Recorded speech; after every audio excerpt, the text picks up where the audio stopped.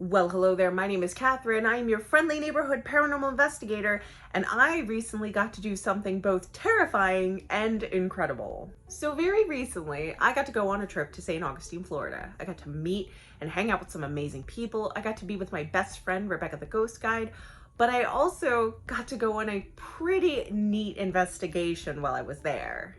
And in this video, I'm not only going to be talking about history and experiences, but also I'm going to be sharing some evidence that I captured with you guys. So there's this place in St. Augustine that's on the tourist line that at first glance probably doesn't look like what it's supposed to, save for the decor that's hanging out on the grounds. This place has been featured and talked about on television shows. Priests went there and were chased out. It has a general reputation of being scary, noisy, the ghosts are very active, and it's also called one of America's most haunted prisons. It is massive, brightly colored, big tall windows, covered porch, would blend perfectly into a seaside city.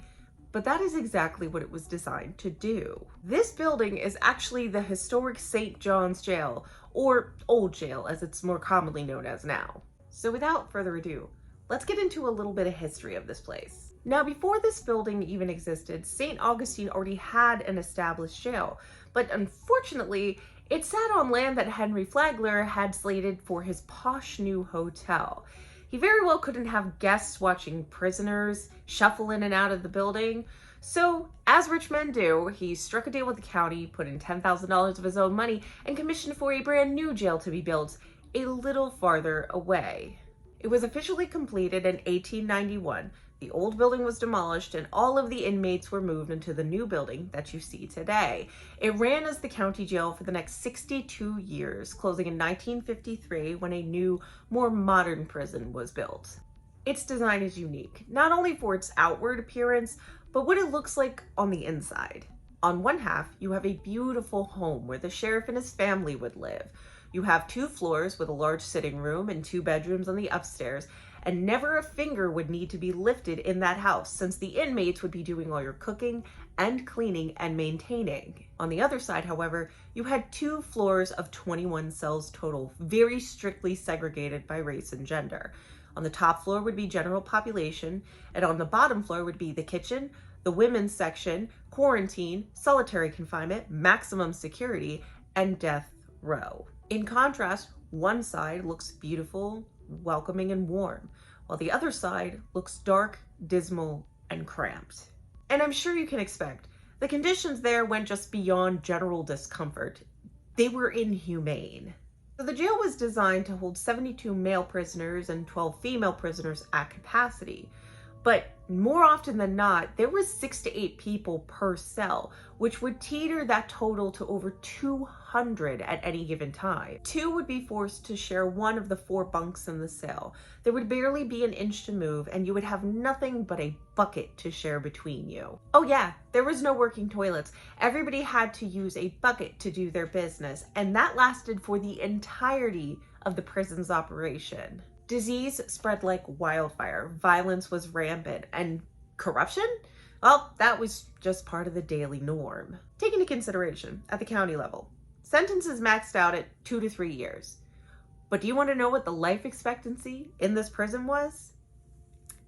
It was 2 years at best. Many people didn't survive long enough to be released. And if the conditions alone didn't kill you, the work you do might. Women did the women's work, cooking, cleaning, maintaining the prison, shuffling in, out, and around all over that dismal place, while also being servants, cooks, and caretakers for the sheriff and their family. They rose before dawn, they went to bed probably after midnight, and all in all, their day lasted 14 hours. Now, I've read that the men of the prison did not envy the women with the tasks that they needed to do, but that did not make theirs any easier. That would be hard labor, day in and day out in the Florida weather. See, this prison was special as it had a leasing program. With this program, people could come and rent out prisoners to come to their location and do things that they couldn't or just wouldn't do themselves. This would include some of the most back-breaking labor you can imagine. These days could last up to 13 hours and take months at a time, pushing a lot of those men to the brink.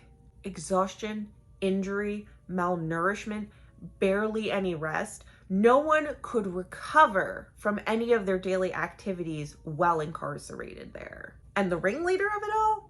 Well, that was Joe Perry, the sheriff who ran it for about 26 years. Now, most pictures of Mr. Perry look like this.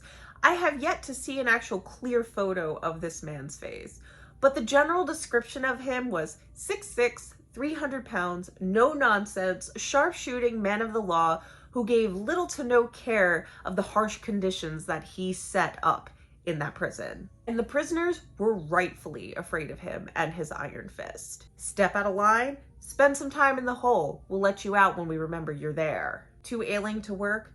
Don't worry, Joe will find a job for you. Need a doctor when you're sick?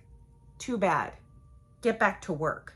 I don't think I can emphasize even more than that what a miserable existence it was to be in that place, and everyone around the area absolutely knew it.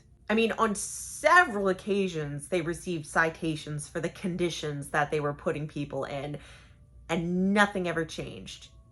And nothing ever came of it. Now, I would like to add in, there are 8 confirmed deaths in the prison due to execution, but the amount of people that died while just in there, no one's really sure. And it is absolutely zero surprise to me that this place is haunted. I would even say aggressively so. Just walking around on the outside, it's heavy, like down to the pit of your stomach. And if you're on the inside, you may be standing by yourself, but you feel crowded in there. Needless to say, I was ready for absolutely nothing and everything all at the same time. But I think it's about that time that we get into some evidence. So the way that I conduct investigations might be a little bit different than the average investigator. Generally, I walk into a location, I set up my wares, I open communication, keep it really light and easy, and just see what happens. I am not someone that's going to ask them about anybody's death or how they died. I'm not going to ask about traumatic events. I like to try to build rapport and trust so that we can have a general conversation. And sometimes nothing happens. Sometimes I get a great convo out of it. And other times I get exactly more than I bargained for. That's how I like it though. Keep my expectations low, shields high. So for this, because I have 3 hours of audio, I picked the real standouts of the 3-hour investigation. So each audio you hear will play twice. First, just as it is, and the second will have captions that we have reviewed and dissected for accuracy. The application we are using is Phasmabox, which I will link in the description below. Now, let me play this first clip for you. Can you tell me a little bit about yourselves? Should know. Why should I know? Should I know because of the history? Probably. Mm-hmm. Yes, they've told us a lot about the history of this place. But we don't know specifics. We want to know specifics, like Yes. who we're talking to. Angels. Yeah. Can you tell me a little bit about yourselves? Should know. Why should I know? Should I know because of the history? Probably. Mm-hmm. Yes, they've told us a lot about the history of this place. But we don't know specifics. We want to know specifics, like Yes. who we're talking to. Angels. Yeah. Okay, so the first thing I'm going to say about that angel response was so good. And my reaction to it was not because I got scared. I was very excited. It is really awesome to me that in starting that conversation and wanting to ask them who they are to maybe get some specific descriptions, they instead decide to let us know that we should already know. Day in and day out, people come in and out of that prison hearing tour guides talk about them and their experiences there. So clearly, we should already be very aware of who it is we're talking to. We have only just started the night at this point, and already it's going incredibly. And now, we go to the second clip. I have hot, just heat radiating up my legs. It is warmer down there. Oh, they're gravitating because I'm the only one that's like. No. So tell me about yourselves. Who is the scariest in this place? I have hot, just heat radiating up my legs. It is warmer down there. Oh, they're gravitating because I'm the only one that's like. No. So tell me about yourselves. Who is the scariest in this place?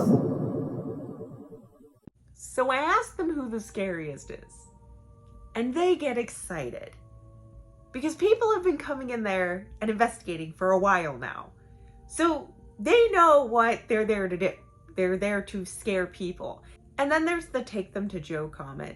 That is a little bit more of a confirmation that Joe still exists in the prison, considering that when it comes to investigating, he has not come up very often. As it was told to me, he's only been caught on recording like one time. So to know for sure that he is still there was really good to find out. But I think my follow-up to this kind of offended them.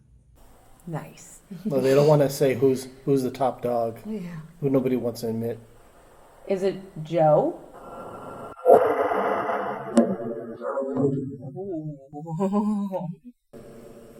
Should I go talk to him instead? You guys not want to talk to me? Where is Joe right now?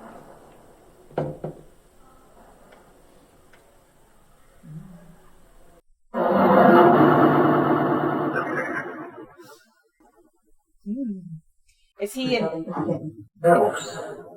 on his side of the prison? House. His side of the prison. Nice. Well, they don't want to say who's the top dog. Yeah. Who nobody wants to admit. Is it Joe?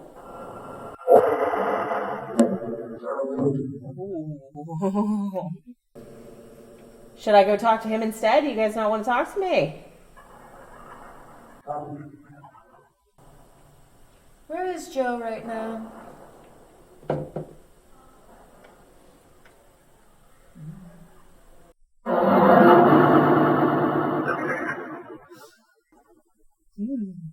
Is he on his side of the prison? House. His side of the prison. It has been told to me many times that the spirits of this prison have ran people out with their haunting prowess. And I had the audacity to question who is actually the scariest person in the prison. So they show out with what me and everyone else in the room heard was a cell door closing. But when you looked around where we were sitting, nothing was out of place. So they certainly knew how to show up and show off. But it was after that when someone really decided to make an entrance. Do you want us to leave you alone? That was a whistle. So that would probably be a yes. Is there anything that we can talk to you about that won't offend you or upset you? Because that's not the goal. I don't want to make you tell us things. There's no reason. Yeah, we're not here to start a fight with you. We just want to talk. We're not those kinds of investigators.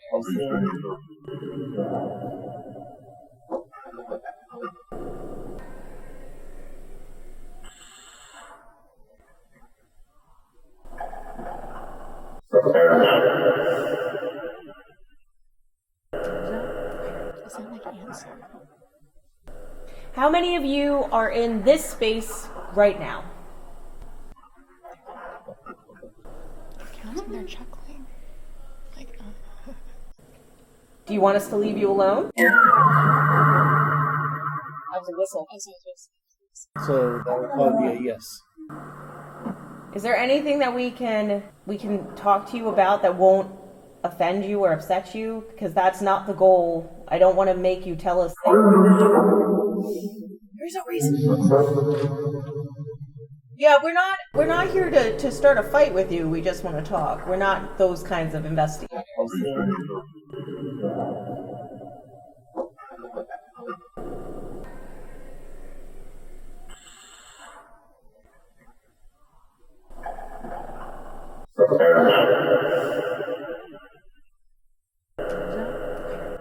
Yes. How many of you are in this space right now? Counting, they're chuckling. Like, This one is particularly fascinating, and in my mind I question how many times this specific spirit has done this exact thing to other investigators. A long whistle, a deep voice. I cannot imagine they just pulled that out of nowhere. But also, while in review, when that specific voice would come through, there was a reference to someone named Andrew. In the first clip I played, it said, "Go get Andrew." And then after that whole thing happened, you hear, "Andrew was excellent." So that only really leads me to believe that whoever this big commanding voice is Andrew. And when he comes in, he just gets it started. He starts scaring people left and right. But unfortunately, we didn't really react that way. So I really hope that we didn't make him mad. Oh, but then also there's their fans and that really disappointed tone. And it only gets better with the next clip. I thought I heard him say before the laugh rotate. Do you enjoy frightening people? That was good. That was a good scream. That was really impressive. I think we're confusing the shit out of them right now. You should be afraid. Like, do you want it? We're like, nice. Like, do you want it? No. Yeah, They're they just were. like, should we be more afraid of you? They're giggling.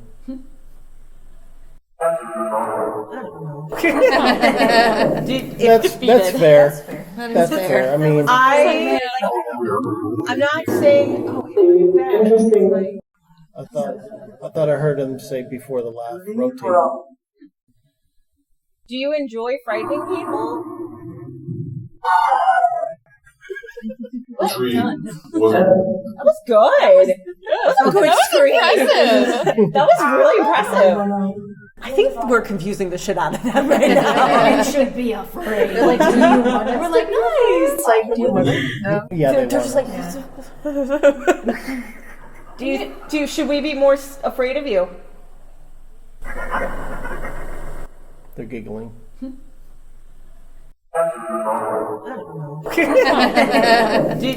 That's fair.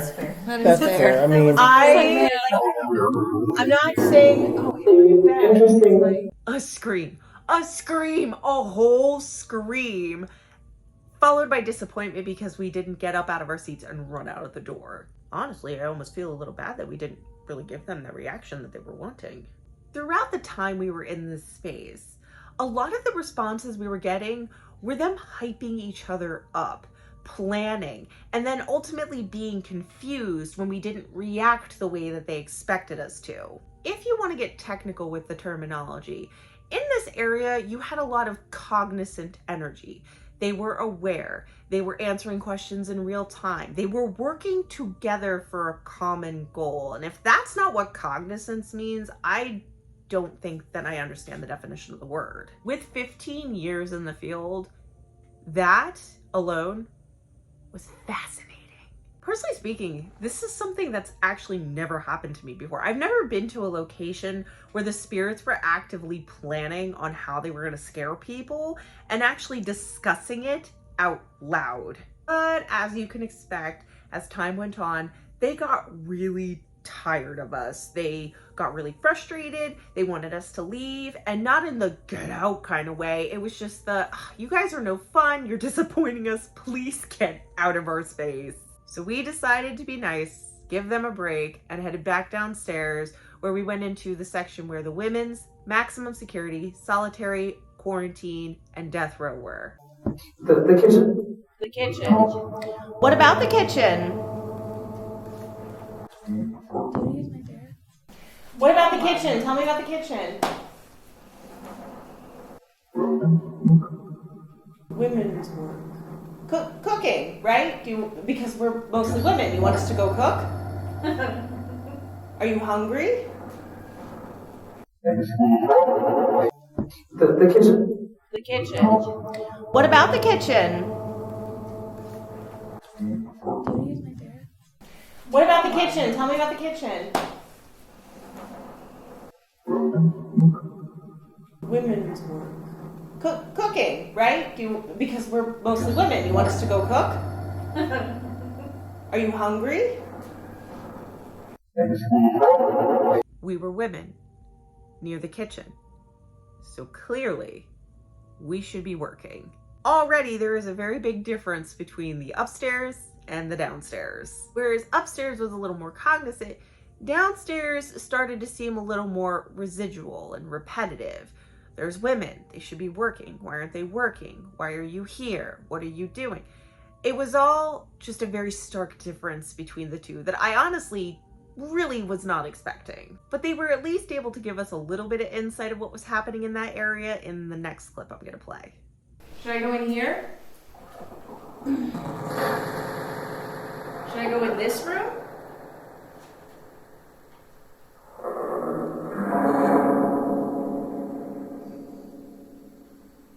Not certain. Can we not talk about this room? I'm gonna go in this room. What am I gonna find in there? They're afraid. I know why you're afraid of this room. Should I go in here? Should I go in this room?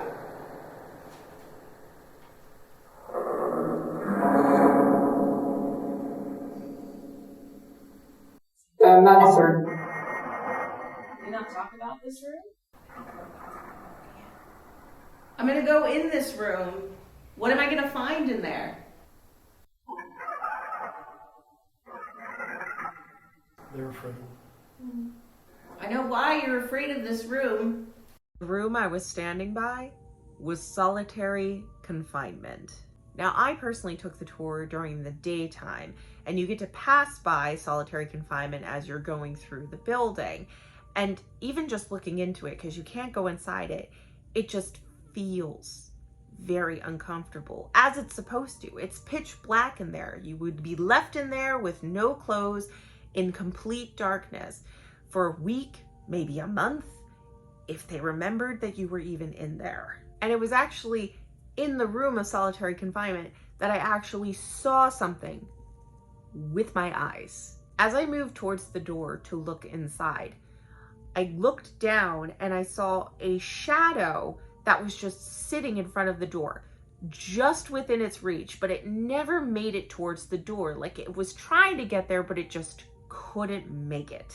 And I am not gonna lie to you, I jumped because I was not expecting to see a whole shadow person just sitting on the floor. But besides that unexpected experience, overall, the feelings in that area are just very heavy and sad, which is completely not unexpected. In that area, you had the most hardened criminals that were confined there, people that were abandoned in solitary confinement, people that were literally dying of illness and waiting to die. And right outside the window of the death row cell is the gallows that they themselves would build until their execution day. It's just a lot of reciprocal emotions that are happening in a very small space. Generally, the conversations in this area were very repetitive, so we tried to shift gears a little bit and talk about some of the other spirits that are existing in the space. And once again, we decided to mention Joe. Joe's downstairs.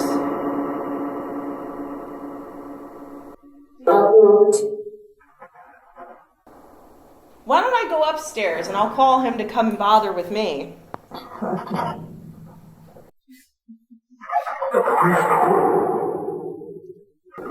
said priest. I thought he said priest too. Yeah.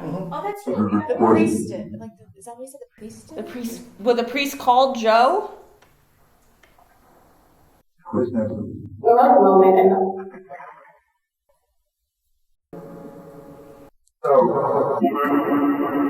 Joe's downstairs.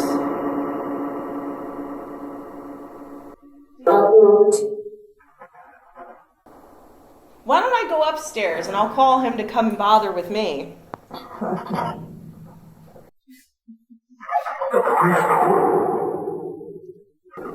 said priest. priest. I thought he said priest too. Yeah. Oh, that's the priest. Like, is that what he said? The priest? The priest. Well, the priest called Joe. One moment and The priests could. The priest could.